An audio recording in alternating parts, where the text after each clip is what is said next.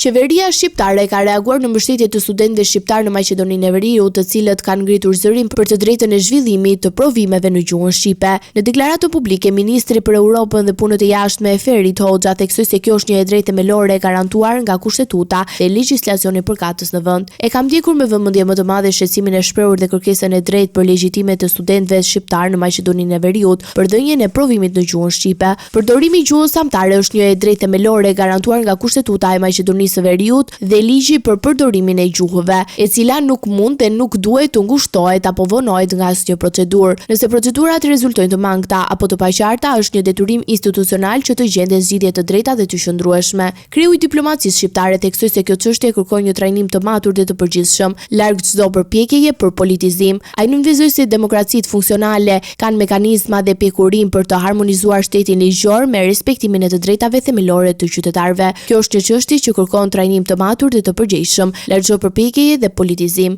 Ajo duhet adresuar me seriozitet institucional dhe në frymën e respektimit të drejtave themelore. Demokracitë jo vetëm që kanë mekanizmat, por edhe pjekurinë e nevojshme për të gjetur zgjidhje ku harmonizohet shteti ligjor, legjislacioni dhe të drejtat e qytetarëve. Studentët meritojnë përgëzim për angazhimet qytetare dhe mënyrën demokratike në të cilën kanë artikuluar kërkesën e tyre. Kjo kërkon një përgjigje me të njëjtin standard përgjithshmërie përmes dialogut konstruktiv dhe zgjedhjeve që respektojnë plotësisht të drejtat e garantuara.